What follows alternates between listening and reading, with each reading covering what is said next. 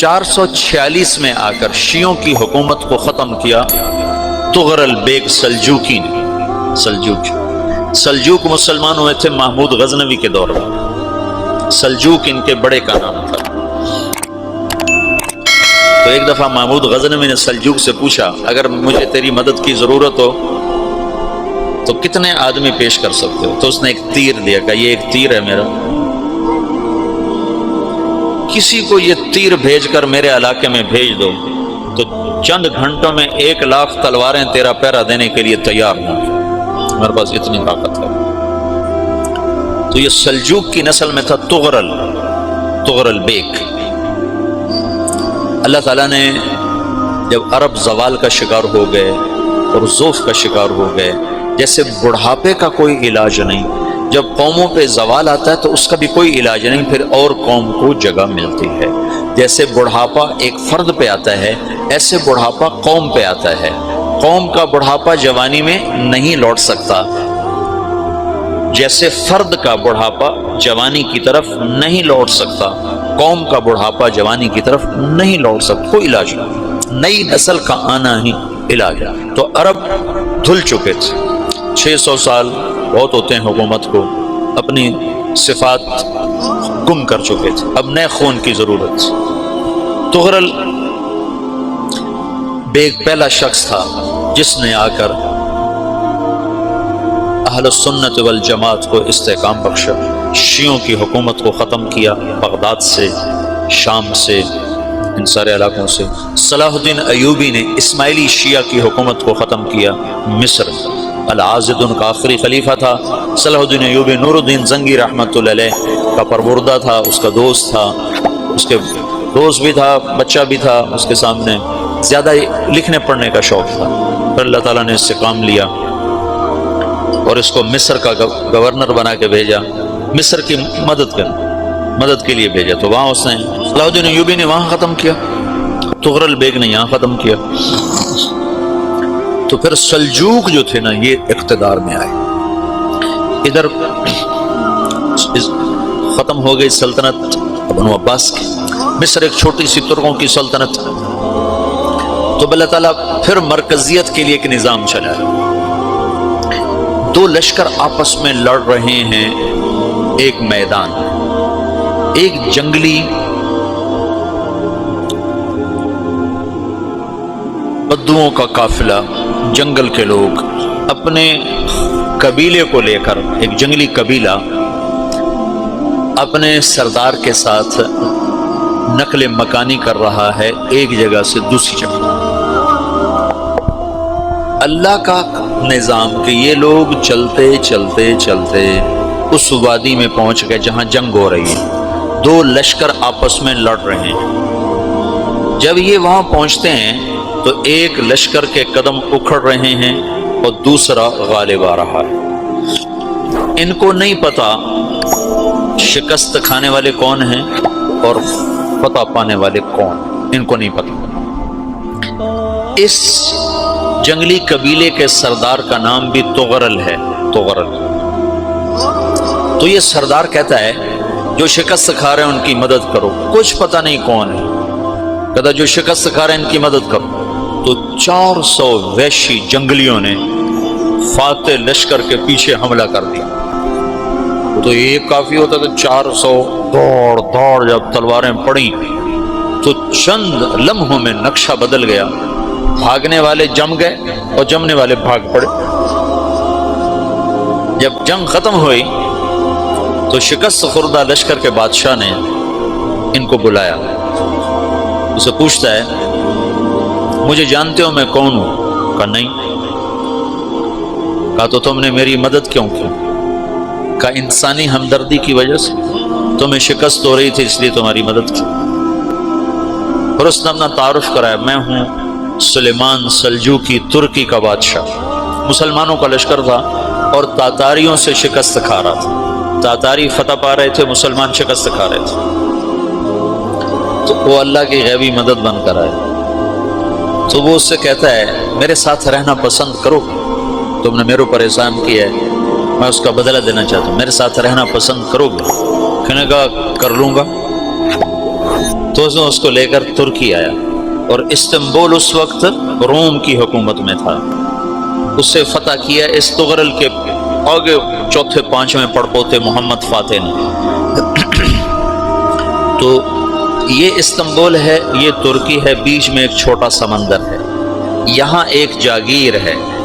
تو سلطان سلیمان کہتا ہے یہ جاگیر تجھے وقف ہے، ادھر سے رومی مجھے تنگ کرتے ہیں حملے کر کر کے، تو میرا دفاع کرتے رہنا، یہ جاگیر تیری۔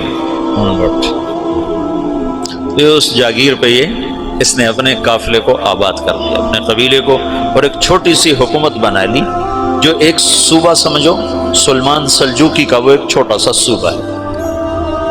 وہاں جب یہ رہ پڑا تو پھر یہ ایک شیخ کے بیعت ہوتا ہے، وہاں شیخ کے طریقے میں ان کے یہ بیعت ہونے جاتا ہے، وہ اس کو رات اپنے پاس ٹھہراتا ہے، تو ایک کمرے میں ان کو ان کا خادم ٹھہراتا ہے۔ یہ جب کمرے میں جاتا ہے تو سامنے دیوار میں تاکچے پر قرآن پڑا ہوا ہے، تو یہ تغرل بیگ کہتا ہے یہ کیا ہے، یہ کیا ہے؟ تو وہ خادم کہتا ہے یہ کتاب اللہ ہے، قرآن ہے۔ اچھا، وہ اس کو وہاں چھوڑ کے باہر چلا جاتا ہے۔ وہ دیہاتی آدمی، جنگل کا رہنے والا، پہلی دفعہ زندگی میں قرآن دیکھا، وہ کہتا ہے یہ قرآن ہے، اللہ کی کتاب ہے، میں اللہ کی کتاب کے سامنے سو جاؤں، کتنی بے ادبی ہے۔ تو اس نے ایسے قرآن اٹھایا اور سر پہ رکھ لیا اور کھڑا ہو گیا، ساری رات قرآن سر پہ رکھ کے کھڑا رہا۔ رات کے پچھلے پہر اس کو خواب آیا، کھڑے کھڑے اس نے دیکھا کہ اس کی پشت سے ایک چاند نکلا اور شیخ کی بیٹی کے سینے میں جا کے اتر گیا۔ پھر اس لڑکی کے سینے سے ایک درخت نکلا جو پھیلتے پھیلتے پھیلتے 3 بر اعظم پہ چھا گیا، افریقہ پر، یورپ پر، ایشیا۔ پھر اس کی آنکھ کھل گئی، وہ کھڑا ہوا ہے، تو اس نے صبح یہ خواب اپنے شیخ کو سنایا، تو انہوں نے اپنی بیٹی اس کے نکاح میں دی تھی۔ اس بیٹی سے ایک بچہ پیدا ہوا، تغرل بیگ نے اس کا نام رکھا عثمان، عثمانی ترک نام سنا ہو، جو میں نے کل بتایا تھا کہ 1924 میں وہ خلافت ختم ہوئی۔ تو ایک بیٹا پیدا ہوا عثمان۔ عثمان نے پھر ایک نئی اسلامی حکومت کی بنیاد رکھی جو 1924 تک چلتی رہی، کوئی 800 سال یہ حکومت چلی۔ تو حکومت کا شیرازہ بکھرا، لیکن پھر جڑ جاتا تھا، اور وہ قرن اول والا جوڑ کبھی نہ پیدا ہوا، ٹکڑے بن گئے۔ ان ٹکڑوں میں اللہ لوگ پیدا کرتا رہا جو دعوت دیتے رہے، دعوت زندہ رہی، جو تربیت کا نظام تصوف کے ساتھ تھا، ابو تبلیغ کے ساتھ۔ السلام علیکم ورحمۃ اللہ وبرکاتہ۔ عزیزوں، بچوں، بیٹیوں، بہنوں، بھائیوں، بزرگوں، آج مجھے کہا گیا ہے کہ اللہ کے نبی سے محبت کی نشانی کیا ہے، تو میں نے 2 حدیثیں پڑھی ہیں، اس بعد میں بات کریں گے۔ ہمارے نبی محبت کے قابل کیسے نہ ہوں جن سے اللہ پیار کرتا ہے۔ والضحى واللیل اذا سجا ما ودعك ربك وما قلى وللآخرة خیر لك من الأولى ولسوف يعطيك ربك فترضى۔ اس میں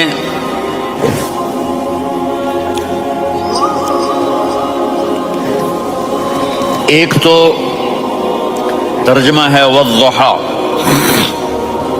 روشنی کی قسم، واللیل اذا سجا، جب رات چھا جائے اس کی قسم، ما ودعک ربک وما قلی، آپ کے رب نے آپ کو چھوڑا نہیں اور آپ کا رب آپ پہ ناراض نہیں۔ قلا ناراض، کاف نہیں ملایا، ما ودعک ربک وما قلاک، یہ ہونا چاہیے تھا، لیکن وہاں کاف کو ہٹا دیا کہ ناراضگی کے لفظ کے ساتھ اپنے نبی کے نام کو نہیں جوڑا۔ یہ تو اللہ کا اعزاز اور اکرام ہے۔ امام رازی تفسیر کے کنگ ہیں، ان کے دو ترجمے بتاتا ہوں. والضحا، میرے محبوب آپ کے روشن علم کی قسم. واللیل اذا سجا، آپ کی چادر کی قسم، کالی چادر کی قسم جس میں آپ اپنے گناہگاروں کو چھپا لیں گے. تیسرا ترجمہ، یہ امام راضی کی بات ہے، اس سے میں آرام سے کہہ رہا ہوں. والضحا، یہ مجھے سب سے پسند ہے جو اب میں کہنے لگا ہوں. والضحا، میرے محبوب آپ کے خوبصورت چہرے کی قسم. واللیل اذا سجا، آپ کی سیاہ زلفوں کی قسم، آپ کے سیاہ پھیلے ہوئے بالوں کی قسم. بھلا آپ کا رب آپ کو چھوڑ سکتا ہے؟ بھلا آپ کا رب آپ پہ ناراض ہو سکتا ہے؟ یہ ہرگز نہیں. الم یجد کا ہاں، وللآخرۃ خیر لک من الاولی، یہ دنیا جانے والی ہے، آخرت باقی ہے. آپ نے فرمایا انا سید ولد آدم یوم القیامہ ولا فخر، قیامت کا دن دیکھو گے سرداری میرے ہاتھ میں ہوگی. لواء الحمد بیدی یوم القیامہ، قیامت کے دن دیکھو گے اللہ کا جھنڈا میرے ہاتھ میں ہوگا. انا خطیبہم اذا انصتوا، لوگ خاموش ہوں گے میں بولوں گا. انا قائدہم اذا وفدوا، لوگ چلیں گے میں لیڈ کروں گا. انا شافعہم اذا حبسوا، قدم رک جائیں گے میں شفاعت کروں گا. انا مبشرہم اذا ایسوا، وہ نا امید ہوں گے میں خوشخبریاں سناؤں گا. اجازت ہے کھڑے ہو کے پی لوں؟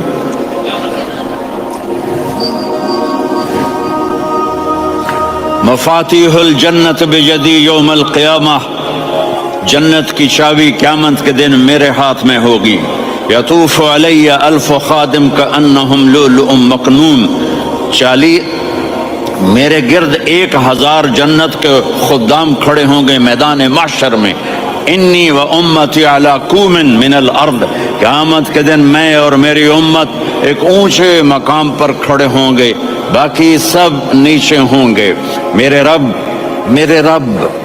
کہہ رہا ہوں وَلَسَوْفَ يُعْطِيكَ رَبُّكَ فَتَرْضَىٰ، یہ آیت میرے نبی کی شان میں سب سے بلند ہے کہ میرا اللہ کہہ رہا ہے میرے محبوب میں آپ کو اتنا دینے والا ہوں کہ آپ کو بھی نہیں پتا جو میں نے آپ کے لیے، آپ کی آنکھوں کی ٹھنڈک کے لیے تیار کیا ہے. آپ جانتے ہی نہیں میرے محبوب کہ آپ کا رب آپ کو کیا دینے والا ہے. اگر ہوتا نا وَلَسَوْفَ يُعْطِيكَ رَبُّكَ ثُمَّ تَرْضَىٰ، میں آپ کو دوں گا پھر آپ راضی ہو جائیں گے، بالکل مطلب اور ہو جاتا. فترضا، میں فا کا مطلب سمجھانے کے لیے قصہ سناتا ہوں. کسی کو جب اس کی سوچ سے زیادہ ملے تو وہ کیسے اس کے ایکسپریشن ہوتے ہیں.